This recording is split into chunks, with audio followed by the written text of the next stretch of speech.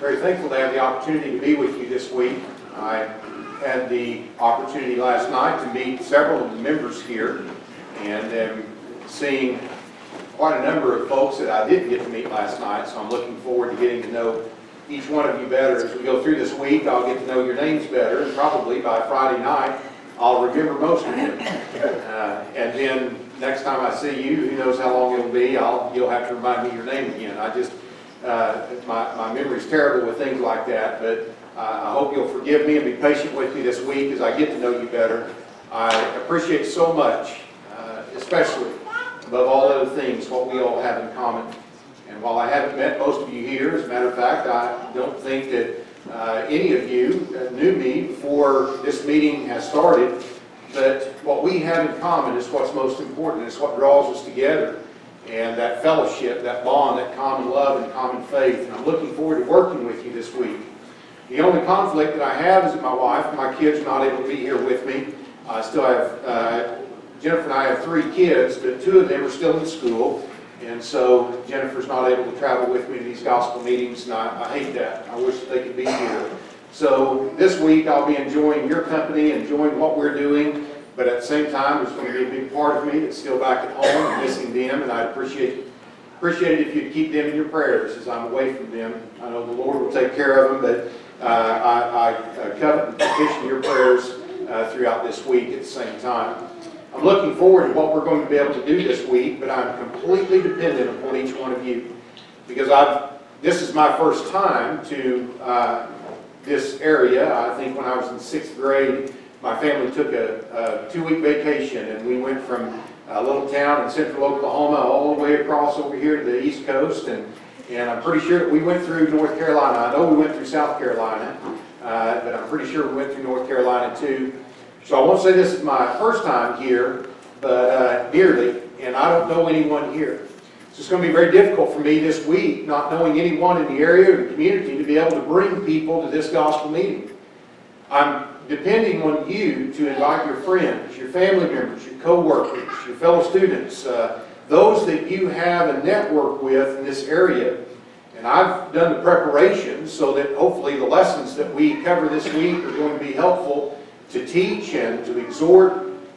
But I'm going to be depending on you to bring the people to hear these things. Certainly we will all benefit as we open God's Word and study from it. The Word of the Lord will always prosper in the thing for which it is sent. It will not return to God void. So I'm confident that we're going to do good in this gospel meeting, regardless of how many or how few are here. But we want to use this opportunity, and you need to use this opportunity to do everything you can to make sure that this week is spent teaching as many people as we possibly can.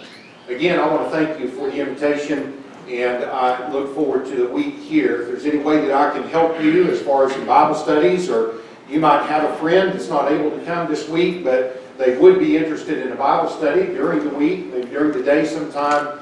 And I know Stan will make this very clear, but we will both be available, and we want to use this week to accomplish that. So please use us in that particular way. I want to begin this meeting, though. We're going to be looking at a lesson in 2 parts today. And I want to begin by asking a question and hopefully setting the tone for this effort this week. And the question I want to ask you this morning is, what do you want more than anything else in life? And I'm sure that there are probably a number of things that are going through your mind. You're thinking, I can only pick one. What's that going to be? And most likely, if you're a Christian, you're going to eventually settle on the answer that, well, I mean, if I can only pick one thing, what I want more than anything else is to be in heaven with God for eternity. And I think that all of us would realize that that is the correct answer. That's what we should want more than anything else. But the thing is that sometimes we know the correct answer, but that's not really the answer of our heart. Because when I ask, what do you want more than anything else in this life? And you say, well, I want to be in heaven in the end. The real question is, if you do want it more than anything else, are you willing to do whatever it takes to get there? You know, if a young man wants a young woman's hand in marriage, he makes that his focus. That's almost all that he can think about. And there's nothing that will stop him from doing everything in his power to winning that young woman's heart. He'll jump over the moon in order to win that young woman's heart. If an athlete wants more than anything else to be able to play on a collegiate or an Olympic level, then that is their focus, and there's nothing that's going to stop them. They do whatever it takes. They'll eat the right foods, they'll go to the gym, they'll practice, they will get the athletic tutoring, whatever it takes, if that's what they want more than anything else. The same is true for a musician or a scholar or whoever it is that has this overall goal that they want, preeminent to everything else. They'll do whatever it takes to get there. I want to tell you, if we really want to go to heaven more than anything else, then we'll do that. And the reason that I'm making this point like this is because, you know, sometimes we might say that we want something more than anything else, but we don't really want that more than anything else. We're not always honest with ourselves because we know what the right answer is, or we know what other people want us to say, and so that's what we say. When I was graduating from high school and going off to college, everyone was asking me, "Brett, what are you going to major in?" And I didn't know what I wanted to study. They said, "What do you want to study?" I didn't really want to study. I was going to college to hang out with my friends, play intramural sports. I was going to have fun. But I knew that I had to declare a major, and people kept asking me what I wanted to do. And I would think, what do I want to do? And really, as I said, what I wanted to do most was to have fun.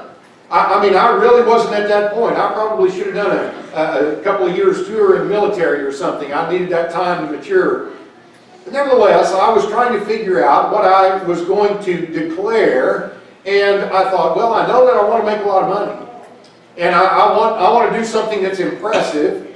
My older brother was majoring in mechanical engineering at Oklahoma State, and that's where I was going to school, and I noticed that people seemed to be impressed with what he was doing. And my dad was a mechanical engineer by trade. That was his profession. So I finally said, well, I'm going to major in engineering. Well, my dad, as dads know their kids, he knew that that wasn't my forte. And he said, "Brett, are you sure that you want to major in engineering?" And I said, "Oh yeah, Dad, I know, that's what I want to do." And he said, "Brett, you don't really like math."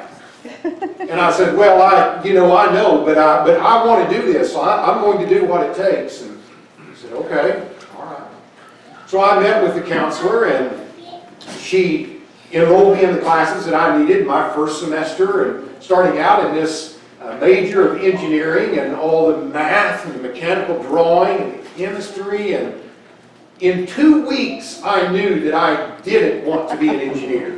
2 weeks of classes. I wondered if I wanted to know an engineer. I didn't know why anyone would want to study that stuff. But my point is that sometimes I thought that that would impress other people. That's what they wanted to hear, that Tom Hogland's son is going to grow up and be just like him. So I told everyone I wanted to be an engineer. I never wanted to be an engineer. And so sometimes we might say something that we don't really mean, and that's what I want to challenge you with today. Do you really want to go to heaven more than anything else? And are you willing to do whatever it takes in order to get there? And if you do, if you're willing to do that, then if I was able to show you a way to attain heaven, eternal life, with more ease and more surety, then surely you'd be willing to do that, wouldn't you? If I was able to show someone how they could make the Olympic development team or be able to qualify for the Olympics with more ease and surety, then certainly they would take that path if they're an athlete that wants to do that. I believe that I can show you just that very thing. Open your Bibles to Hebrews chapter 12, if you will. Hebrews chapter 12, and I want to notice there in Hebrews chapter 12 and in verse 1, the inspired writer writes, "Therefore we also, since we are surrounded by so great a cloud of witnesses, let us lay aside every weight and the sin which so easily ensnares us, and let us run with endurance the race that is set before us." There it is. I believe that that is the key that will help you attain to heaven with more ease and more surety than anything else that you can do in this life. You say, "Well, Brett, I've read that passage many times and I just don't see exactly what it is." Here's the key. He says, let us lay aside every weight and run with endurance. Run with endurance. Now he's talking about the idea of running a race. Run with endurance the race that is set before us, and lay aside every weight. That's the key. Because you see, as he's speaking about this, he's talking about the fact that our effort to get to heaven is like a race. Race is used here as a metaphor for all of the striving and the discipline and the effort of the Christian's life struggle in order to get to heaven. So this race is a metaphor. And he's saying that in order to finish this race, in order to get to heaven, we have to lay aside every weight and the sin which so easily ensnares us. So lay aside every weight is clearly talking about laying aside those things that are a hindrance to getting to heaven. I believe the New American Standard Bible uses the word encumbrance, or maybe the ESV. That word encumbrance is a good word. A hindrance is a good word to describe this idea of laying aside every weight. And we understand the idea of a weight being a hindrance. You know, a runner in a race, especially a long-distance race, and that's the idea of the metaphor here. A runner in a long-distance race is going to invest a great deal of money in the lightest weight shoes and the lightest weight clothing, because that runner understands that every ounce of added weight is going to expend energy. That extra weight is going to exhaust. It's going to take away the potential to finish that race. When someone runs a marathon, many people run a marathon not to win, but just to see if they can finish something that grueling, something that taxing. And so they realize that they have to be willing to set aside anything that's not absolutely necessary to finishing that race, because anything that they take with them or any added weight is going to take away from the potential to finish that race. This is the idea of lay aside every weight and any encumbrance or any hindrance that might be there. Now here's another part of this that I think is very important, and this is really one of the primary points of our study today. And that is the fact that when he writes to us here and tells us to lay aside every weight as we run this race to heaven, he's not necessarily talking about things that are sinful. You see, he says, lay aside every weight and the sin which so easily ensnares us. Now, taking the context of the book of Hebrews, I believe that the sin which so easily ensnares us is the sin of unbelief. That is the consistent sin throughout the book of Hebrews. But he says that it's not just that sin that ensnares us. He says that we need to lay aside every hindrance. We need to lay aside every encumbrance. And that's important because there are some things that hinder us that are not necessarily sinful. They're just not helpful. We use a word in our vocabulary, especially as Christians, we use the word expedient. We talk about things that are expedient. That means things that expedite something. Now, we want to expedite getting to heaven. That's what we're talking about here, right? I want to be able to attain to heaven with more ease and more surety. I want to find some way to expedite that accomplishment. And there are some things that don't expedite getting to heaven. They're not inherently wrong in and of themselves, but they don't help us to get there. Look at 1 Corinthians 6 and verse 12. 1 Corinthians chapter 6 and verse 12, he says, all things are lawful for me, but all things are not helpful. All things are lawful for me, but I will not be brought under the power of any. Now, notice this. He's saying that there are things that are lawful, but are not helpful. That's the idea of expediency. Some things are not expedient. That doesn't mean that they're sinful. It just means that they don't help us. They're not really expedient. They don't expedite things. He says, well, and this doesn't mean that everything in the world is lawful. In the context of 1 Corinthians 6, he's talking about fornication, which is clearly not lawful, it's sinful. So what's he saying? He's saying that among those things that are lawful, not all of those are helpful. And then I want you to notice this. If we were to diagram what he's talking about here, He's saying that within all things that are lawful, some of those are actually helpful to us as Christians. Some of them are not. Now clearly the things that are outside of what is lawful, those things are sinful. We know that we can't do those things. But Paul is saying there are actually some things that we are at liberty to do. They're not inherently sinful in and of themselves, but they don't help us as Christians. Brethren, I believe that that is something that I completely missed as a young Christian. In my mind as a young Christian, I thought that all I had to worry about was what was sinful and what is not sinful.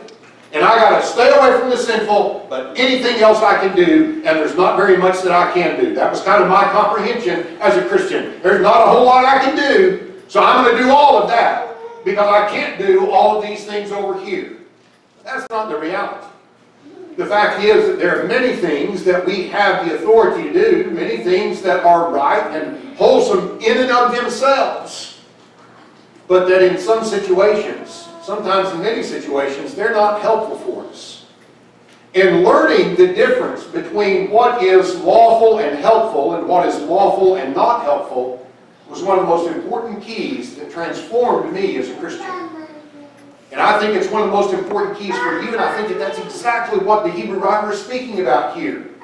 He's speaking about the fact that in this race, this long-distance race to get to heaven, not everything out there that is lawful is helpful for us. As a matter of fact, many of these things are actually encumbrances, they're hindrances. And they're not going to help us to get to heaven. And notice what Paul writes here. He says that among those things that are lawful, not all of them are helpful, and I will not be brought, look at it, under the power of any.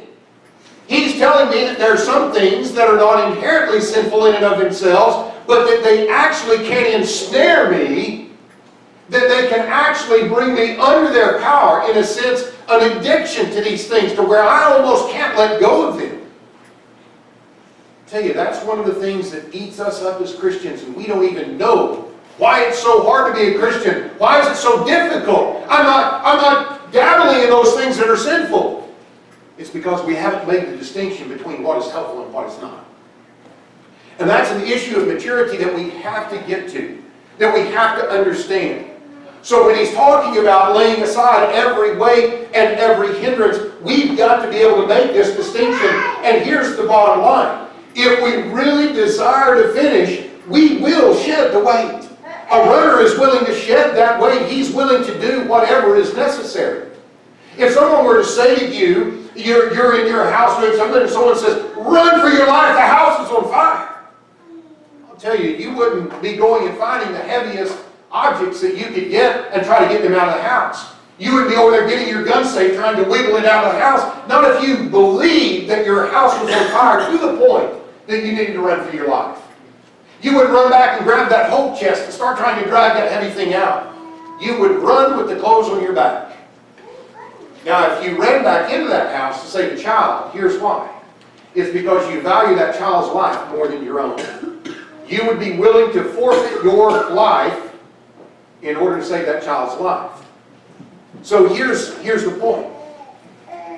The Bible tells us in 1 Corinthians 9 verse 27 that we are running for our life. That's what Paul said. He was talking about the fact that we are running a race, and he says that I discipline my body. He was talking about disciplining himself so that he might be able to finish that race. And we all run, but one receives a prize, he says. We are running for our life. You know, if they were to have a marathon here in Newton or in this Tri-City area this week, and let's say, for instance, that I told you, I said, well, I'm glad they're having that marathon this week. While I'm in town, I think I'm going to run in that marathon, which this is a hypothetical. I would never do that. Never run 26 miles just for fun or any accomplishment. But let's say that I was going to. And so you thought, well, they're having that race on Friday morning, and Brett's going to be running in this marathon. I want to go down there and see this. And so you make your way down to the starting line. You're looking for, where's that visiting preacher at? And there I am, and I've got this big 5-gallon water cooler up on my shoulder, and I'm kind of trying to stretch out and get ready to run. And you think, what is that guy doing? So you make your way over to him and you say, Brett, what are you carrying there? And I say, well, some water. I'm going to get thirsty. 26 miles, buddy. I'm going to get thirsty. You say, well, yeah, I know, but, you know, a lot of people run this race just to see if they can finish. And if you carry a 5-gallon water cooler on your shoulder, you're probably not going to finish. What would you think if I said to you, I don't know who you are, where you're getting off on this, but I read the rules, and it's not against the rules for me to carry this water. I have every right to carry this water, and I like water, and there's nothing wrong with it. There's a lot of things I can't do in this race. I mean, I can't take a shortcut, but I can carry water with me. You'd say, hey, that's not the point, and if you want to carry it, okay. You would walk away from there knowing this, that I value a drink of water more than I value finishing that race, because I'm willing to risk it, and most likely I won't finish it, because I insist on taking that with me. Here's the point.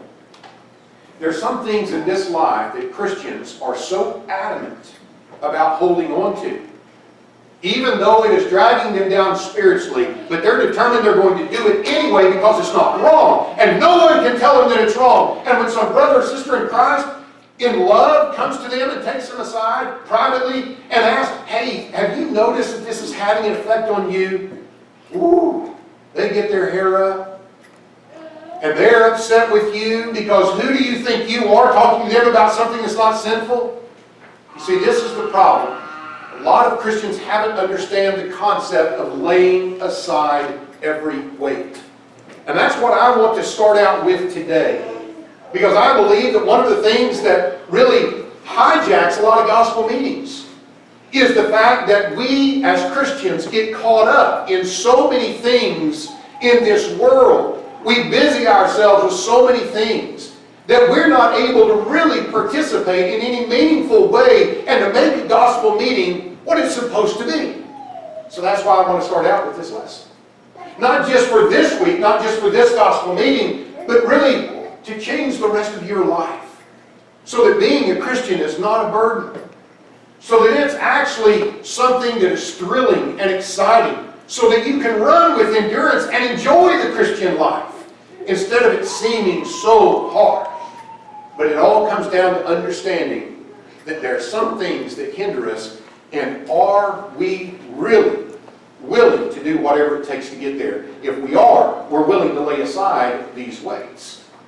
The key to all this, though, is our desire. We're going to be talking about things that are not inherently sinful, but what it's going to come down to is, what is our greatest desire? What do we really value more than anything else? Like I said, the young man that wants this young woman's hand in marriage, or the athlete that wants to play on this level, what do we really value more than anything else? Jesus said in Matthew 6 and verse 21, for where your treasure is, there your heart will be also. You see that? Where your treasure is, there your heart will be also. That's what we're talking. We're going to talk about things that are not inherently wrong, but when our heart is there, when our treasure is there with these things, that's where our heart is. And when our heart is there, we're not going to finish this race. Even though that this one thing is not inherently sinful in and of itself. Well, what are some of these things? You know, as I was saying, as a young Christian, I wondered why it was so difficult for a long time to be a Christian. It's because I didn't discern between what was helpful and what was not helpful. And I remember in my mid-20s, I moved down to the Dallas-Fort Worth area, was working full-time there, working for an aircraft company, working a lot of overtime, and I was wondering, why does it seem like my spiritual life is so very difficult?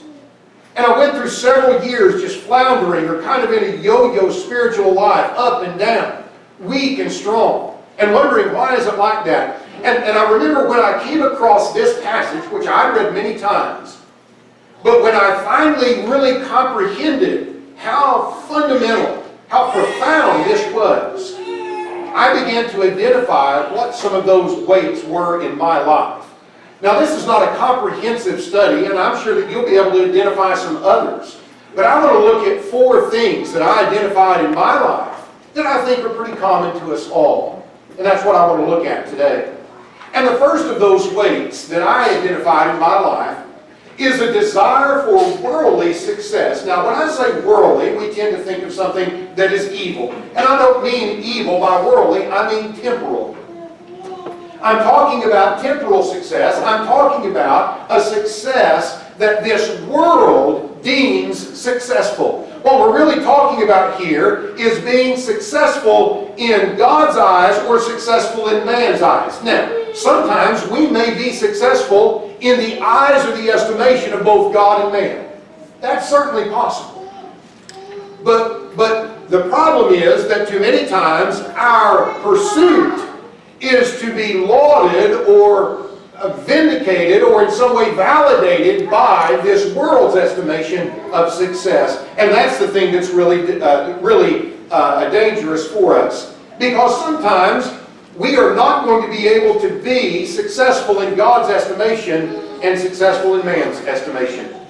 Jesus said in Mark chapter 10, verse 43, He said, "Yet it shall not be so among you, but whoever desires to become great among you shall be your servant. And whoever of you desires to be first shall be slave of all. For even the Son of Man did not come to be served, but to serve, and to give His life a ransom for many."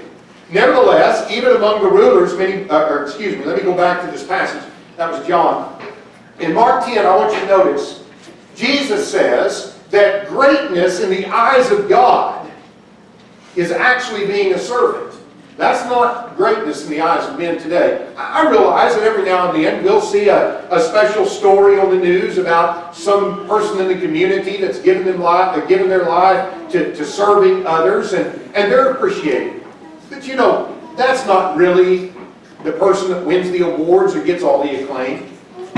Those that are considered truly successful in the estimation of men are those that have risen to a position of great authority and accomplishment, of ownership, or in some way of power and authority. And Jesus said that's not the way it is in God's kingdom. I'm not saying that you cannot be a servant and still be successful in temporal affairs. I'm not saying that you cannot be a servant of the Lord and a servant of others and still be an owner of a business or in great authority in this world. Certainly David was king of Judah, and yet he was a man who had a servant's heart. And that is the real difficulty for us, is to learn that really being great is in being a servant.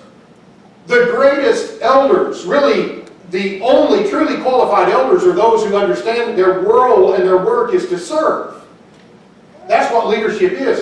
A father and a husband who's really doing what God calls on him to do is serving his family. So understanding that, yes, we can do both of these things. The problem is we don't always find that. Too many times as we are young and growing up, we're focusing on the authority aspect of leadership. We're focusing on the power, on the ownership aspect of leadership. And we might give some credence to being a servant. Oh yeah, that too. Where it needs to be the other way around. We need to be pursuing being a servant in this life. And if power or authority or ownership follows as a fruit of that pursuit, then so be it. If God blesses us with that, so be it. But our pursuit is to be a servant. So this is what it really is all about. I remember in a gospel meeting when I lived in the Dallas-Fort Worth area, hearing a sermon by Brother Wayne Partain, who preaches out in West Texas for many years in Spanish work. In that gospel meeting, he was talking about one of the greatest men that he's ever known in his life. And so I'm thinking, as a young man, and I'm working a lot of hours and striving to be successful, listening to all the success tapes, and yeah, cassette tapes, that's how long ago it was. And I was thinking, who is this guy? What was he? You know, what did he do?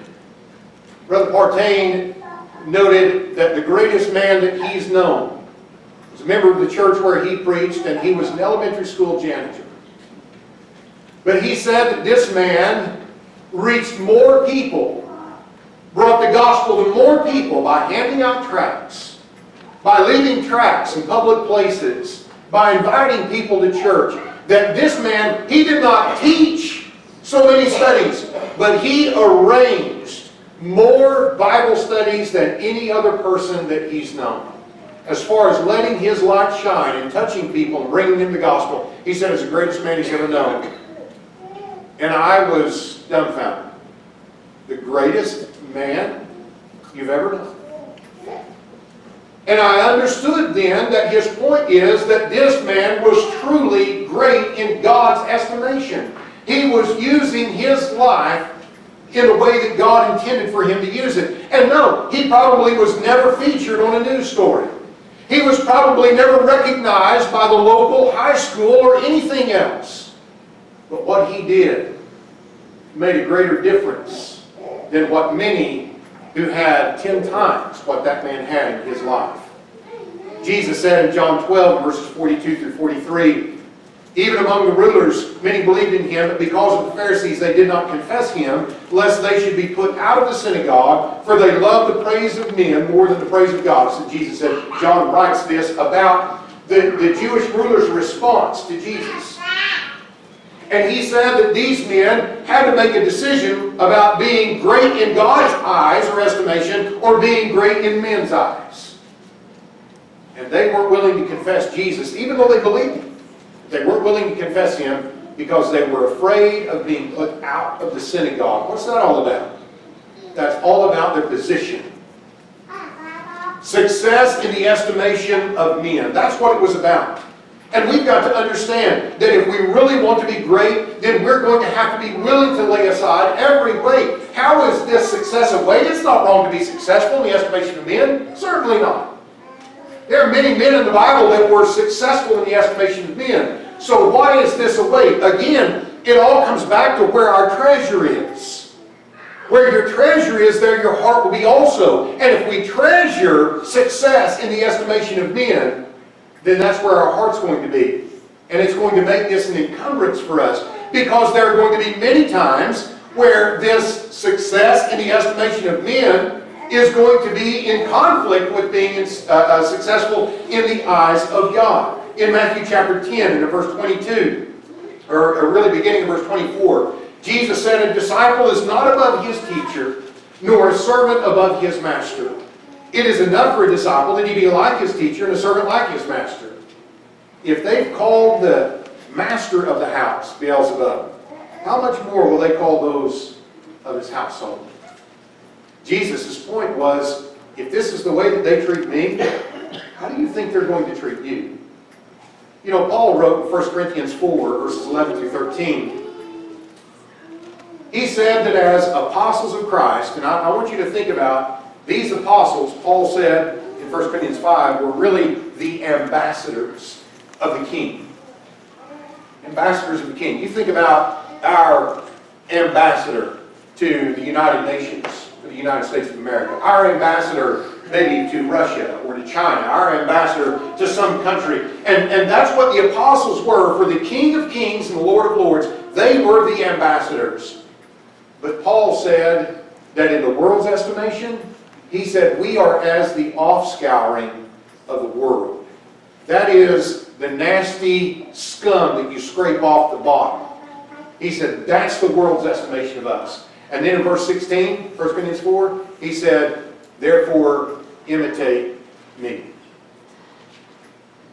Paul's point is that in many cases, the world's estimation is going to be very low of us, and if our treasure is in being successful, our heart's going to be there, and we're going to feel that miserable tug of war.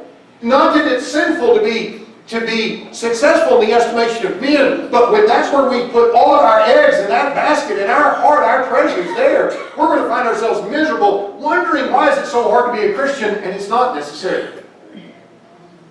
Not if we're willing to lay aside every weight. Not if our focus, if our treasure's in heaven, and our focus is there, we want that more than anything else, then we will easily lay aside these various things that are not valuable and not important to us. We've just got to be able to understand what really is the most important thing. We may have to lose worldly success. Daniel had to be willing to lose it all. He was one of the 3 top governors of the land. And you talk about an accomplishment. To rise from the ashes. I mean, this man was a captive. And he rose up to be one of 3 preeminent governors, and he was being considered to be second to the king. And in order to remain faithful to God, and to be well-pleasing and successful in the estimation of God, he had to be willing to give that up, and he did. God gave it back to him. Moses had to be willing to give it up. He left Egypt with all of the success and all the potential for success that he had there in that land. Paul. We've been talking about Paul saying that he was as the offscouring of the world. Paul was a man who, before he became a Christian, was a prodigy. I mean, this man, he had a venue with the high priest. He had the authority as a young man to be able to go into the high priest and ask for letters with permission to go down to Damascus. He was set to be one of the greatest of the greats among the Jews. And in the book of Philippians chapter 3, he said, you know, that stuff is as valuable to me as a dung heap. He said, I don't care about any of it, and I gladly gave it all up. That's laying aside every weight. And I'll tell you the thing about this, as I said, worldly success is not inherently wrong. In Proverbs chapter 21, the wise man says, he says, be diligent to know the state of your flocks and attend to your herds, for riches are not forever, nor does a crown endure to all generations.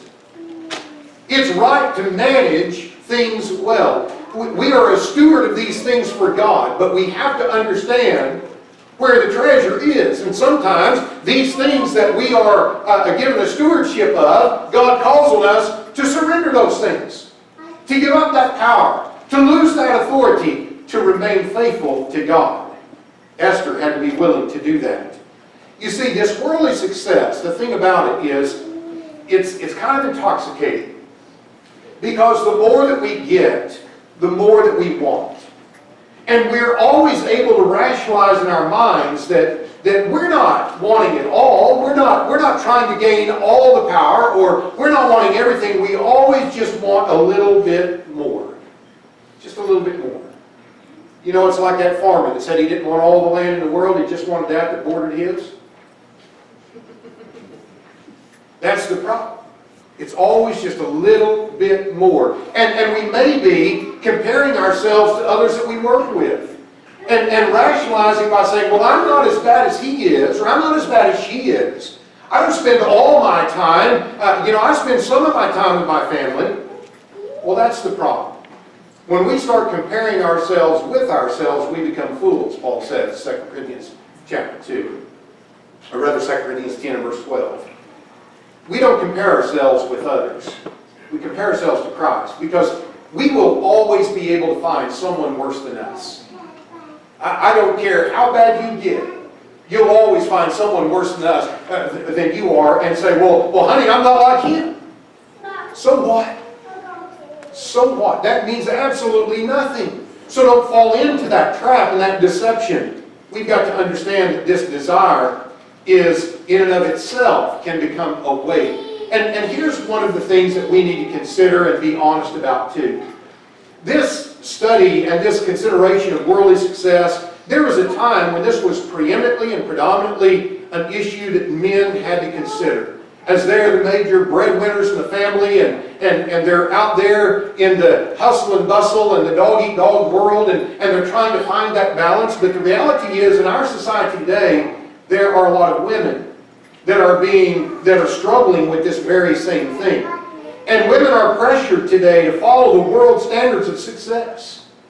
You watch some of the women's shows on television today, and you will see a value system that says that a woman has not really found herself, that she's not ever going to be really fulfilled unless she goes out and accomplishes something in the world, in the secular world, in business, in some way. She's got to find herself outside of the domestic realm. That in order for a woman to be truly successful, she's going to have to do something other than be a wife and a mother. I want to tell you, that is so destructive to our families and to the church and to you, women, because it's a big lie. We need to be reminding ourselves and others that God's priority, and this is what we're talking about now, we're talking about being successful in the estimation of God. So if I want to be successful in the estimation of God as a godly woman, what is God's estimation of success for a woman? Well, God's priority for the woman is to be a home keeper or a home manager, what we call a homemaker. In Titus chapter 2, in verse 4 and verse 5, he said that they, that is the older women, admonish the young women to love their husbands, to love their children, to be discreet, chaste, homemakers, good, obedient to their own husbands, that the word of God may not be blasphemed. Notice that. That they be homemakers. Paul wrote in 1 Timothy 5 and verse 14, "Therefore I desire that the younger widows marry, bear children, manage the house, give no opportunity to the adversary to speak reproachfully."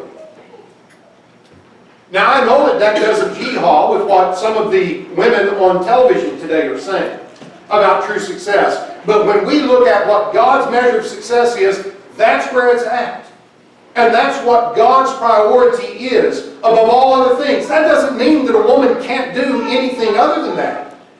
But what it does mean is that if she wants to be successful in God's eyes, she must do that. That must be the priority of her life, not the secular realm, not business, and not all of these other accomplishments. You know, as a matter of fact, and this is going to get even a little bit more raw, but women were created for this purpose. Have we forgotten that? You know, in Genesis chapter 2 and in verse 18, the Lord God said, "It is not good that man should be alone. I will make him a helper comparable to him," or a helpmeet, one suited to be man's helper. Now, wait a minute. Why did God create woman? I mean, this is a simple question, and it's not a difficult answer. Why did God create the female gender? He tells us to be a helper suited to a man. That's not demeaning. That is not less in her purpose than his purpose. It is equal. As a matter of fact, if anything, I would argue that she is the crowning jewel of creation. That this is the greatest of God's creation. It is very good. God said after every aspect of creation, it was good. But when He created woman, He said it is very good. We can make all kinds of arguments for that. This is not demeaning. The world says it is. They're lying to you. Because they're preaching the message that Satan would have them preach. A woman is not less than a man because she was created to be man's helper. She is equal to man in every respect like that, as far as value or worth. But let us not forget that that was her purpose from God. As a matter of fact, when we go to 1 Corinthians, in chapter 11 and verse 9, Paul wrote, "By inspiration of God, for man is not from woman, but woman from man, nor was man created for the woman, but woman for the man." Why was the woman created? Not a hard question. The answer's right here. Why was the woman created? For the man. Now I realize that Oprah Winfrey and whoever else might be out there telling you what is success for a woman is not going to tell you this. This is what God says. And we don't have enough gospel preachers that are being straightforward and clear about this today. There was a generation or two before where this was understood, but it's not understood today. And young women are growing up in the church today, and everyone, even Christians, even godly women, otherwise godly women, are talking to these young girls like they've got to go out and attain to all of these secular accomplishments to really feel validated and important and successful. God forbid. Not that there's anything wrong with those things. I'm encouraging my daughter to get all the education she can, use that window of opportunity that God gives her. She needs to use, being young and being single, it's a gift from God. 1 Corinthians 7. It is, you can be without care. And there's so many things that she can do for the Lord.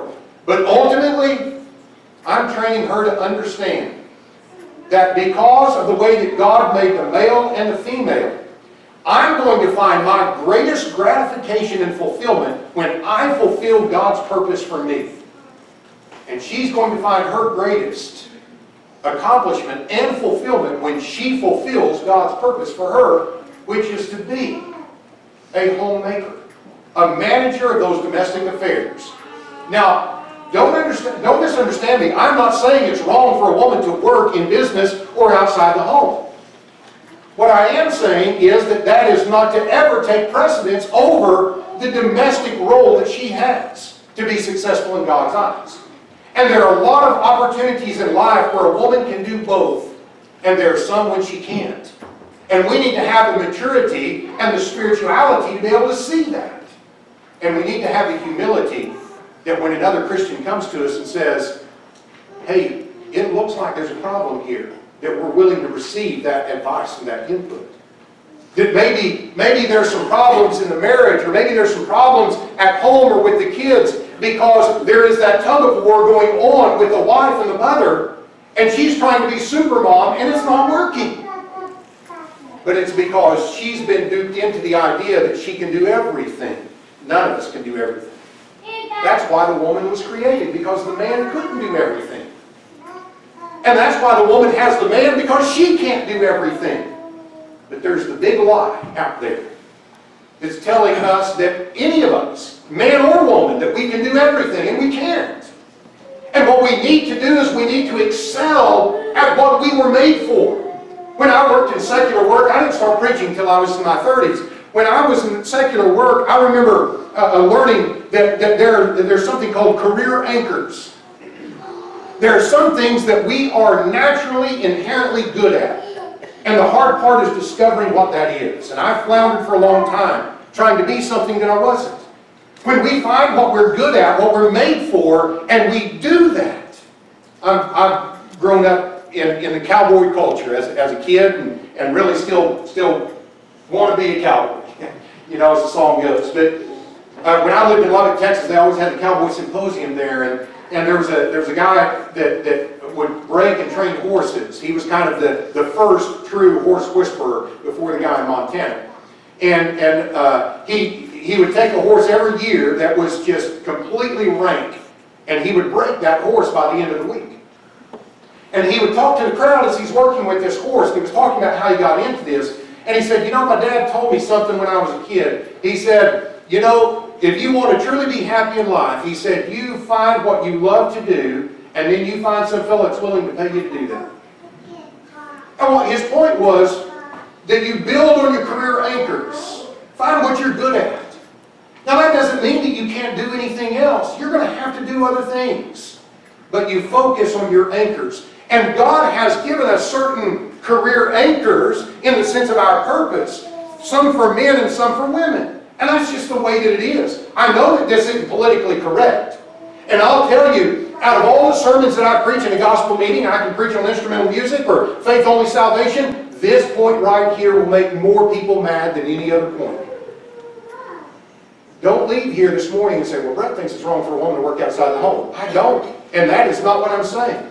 What I'm saying is that we need to focus, though, on doing what God set us to do. And then be willing to help in these other areas. I need to pitch in and help my wife a lot of times. She's overwhelmed. Somebody says, well, Brett, does your wife work? Man, she works like a field hand.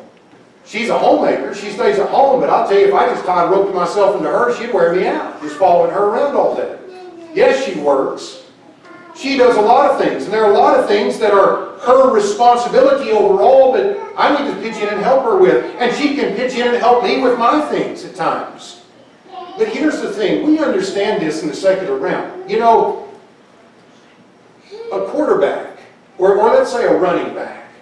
A running back's forte is his quickness and his speed in carrying the ball. He's not as good at blocking as a lineman. But you know, every now and then that running back needs to block.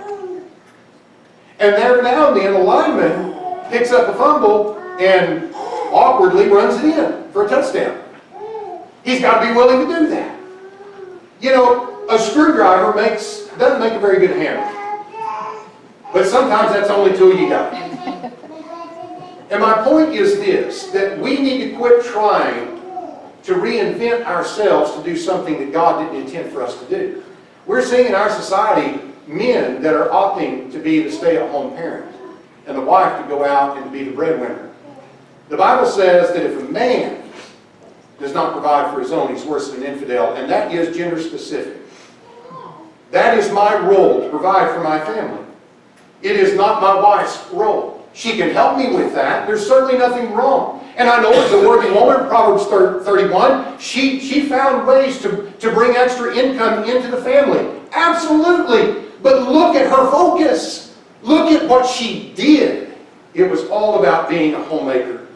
And I'll tell you, we need to emphasize that older women need to be teaching this, because it's not going to always sit well when I'm the one saying this to younger women. It's going to come a lot better from older women that can speak from their own experience and help younger women to understand that that's really what's going to make them truly happy. Older women admonish the younger women. And I've pointed this out before, and some of the older women tell me, well, Brett, they just don't want to hear that today. Well, bless your heart, people don't want to hear a lot of things I say today. People today don't want to hear the truth about modesty or the truth about marriage and divorce. Does that mean that we don't preach it anymore? The older women need to teach this in season and out of season, whether people like to hear it or not. You know, the real issue is, when we're talking about women being caught up in this realm, is a lot of times women will say, well, it's not wrong to work outside the home. No, it's not. But we're talking about priority. And priority is determined by the time and the effort devoted to a task. Let's say, for instance, the church there in Blue Springs, they're fully supporting me to preach the gospel. But let's say that I decided that, you know, Paul used to mend tents, and I can do a little bit of that myself. We want to take a vacation next year, so I'm going to make a little extra money, and so I'm going to go out and moonlight and get a job down at the grocery store. But pretty soon I'm working 40 hours a week down there. And the brethren are trying to get a hold of me because they've got a Bible study and they can't reach me because I'm at work. And I said, well, where have you been? Oh, I'm working a few hours down there at the grocery store. Really? How many? Oh, about 40 hours a week. But you know what? I've learned this principle called quality time. So what I'm doing is I'm giving quality time to my preaching, about 2 hours a week that I work on my sermons, but it's quality time. Really? Why don't you tell your boss that?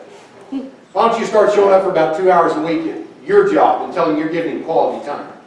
It'd help you to understand that devotion and time are a very big part of priority, not just quality time. So when we've got a situation where there are tremendous needs still at the home, when the kids are at an age where there is a need for the mom to be a full-time homemaker, still able to do some things outside the home, but that is reversed, our priorities are messed up. That's my point. Not that it's inherently wrong to work outside the home, but that sometimes what is not inherently wrong becomes a weight and a burden. And the reality is that today women are being weighed down and literally torn apart at the seams, trying to be a super mom and pursue things that are not their responsibility in the first place. Why are so many women having to juggle both at the same time and wear themselves out? And yes, it's taking a spiritual toll on them when they're having to give themselves to all of these duties. Why are they having to do that? Well, there could be a lot of reasons. I realize, as a gospel preacher, that in order to have decent insurance, sometimes our wives have to go out and get some type of a job in order to provide for that insurance. And I realize that sometimes there is death in the family, or maybe there's a disability with the husband. There are a lot of very good reasons that God certainly understands why a woman may need to go out and to have to do both of these things. But I want to tell you, a lot of times that's not the reason. What I'm seeing more and more is the reason is because the husband is not content with what honest work will provide. He's found out that he can't have all the toys that his friends have, the boats and the new cars and all the neat things, unless there's a dual income in that family. Hey, I understand. There's a lot of things I'd like to have too. And we can't have those unless we're both out there doing that. And so what you've got in a lot of cases is the husband pushing the wife out there to make that dual income so that he can have more things. God forbid, men. We need to teach our families to be content with what honest work will provide. And we need to help our wives spiritually by providing them the opportunity to focus on what God wants them to be best at, and to free them up to not only do that, but to grow spiritually, to have the time to grow spiritually in doing that. And as life changes and we go in different chapters of our marriage and our family and our life, there's going to be opportunities for her to be able to do some things like that outside the home. But there's sometimes when that opportunity is just not there. And we don't need to force it. It's having a toll on marriages because it's having a toll on men and women spiritually. You know, the issue is whether or not we're pursuing this career at the cost of God. In James 4 and verse 14, James said, "Whereas you do not know what will happen tomorrow, for what is your life? It is even a vapor that appears for a little time and then vanishes away." You know, we're talking about this insatiable desire for worldly success. And it proves itself to be a spiritual hindrance because we see it cause people to pursue their career at the cost of God. They're putting God on deck. They're putting Him on hold. And you know, I know that we need elders here, and I know that I'd otherwise be qualified, but I just need to spend a few more years giving myself to this. When are we going to say that we have enough? When is enough going to be enough? When do we have enough toys? When have we done enough remodels? When do we have enough square feet? When do we have enough set aside? I know that that's subjective. I know that's a difficult thing. But here's the point. At some point, we've got to say, that's enough. And the Lord's church is in a spiritual dearth for qualified elders. I believe more so than for evangelists. We spend a lot of time, we have these preacher training programs, and I participate in those, in training young men to preach the gospel. But I'll tell you what we need more than anything is elder training programs. We have so many churches without qualified elders. And one of the reasons is because so many men and women are so busy with the temporal affairs of life that they are not qualifying themselves. Yes, the wife helps qualify the husband to serve in this capacity. And we've got a lot of churches that are floundering, sheep without shepherds. And it is sad. These things are being put before God. And I want to ask you, when we talk about the job, does your job cause you to regularly or habitually miss the assemblies of the saints? Hebrews chapter 10 verse 25 tells us not to forsake the assembling of ourselves together, as is the manner of some. It couldn't be stated any clearer than that. You know, somebody says, well, I'm not sure what he meant there. Really? If he really wanted us to understand, I don't want you to forsake the assembly, how could he write it any clearer than what he just did? So what about your job? You know, I've been in congregations where, you know, the morning announcements are, about half of them are brother so-and-so is working this morning and sister so-and-so is working this morning. And I'm wondering, what is that? Is that like a hall pass at school? I mean, where in the Bible do we find that, oh, as long as you're working, it's okay to forsake the assembly? I haven't found that verse. I understand that there are some extenuating circumstances. There are some emergencies, illnesses, and situations that have to be attended to because they have to do with life and limb. And the Bible even talks about one's ox falling into a ditch. God understands that there are circumstances like that happen, but that's not what's happening in many churches today. As a matter of fact, sometimes brethren say, well, you know, my ox was in the ditch, using this as the validation for working instead of being here on the Lord's Day. You know, in Luke 14 and verse 5, Jesus said, which of you having a donkey or an ox that has fallen into a pit will not immediately pull him out on the Sabbath day? What he was doing was he was explaining to them, you're hypocrites because you'll save the life of an animal, but you're condemning me for saving the life of a human. That was his point. Now, I do understand that Jesus was pointing to something that was clearly accepted or understood, and that was that God understood that rescuing the life of an animal, which their ox was That was their tractor. That was their way of putting food on the table for their family. That was their survival.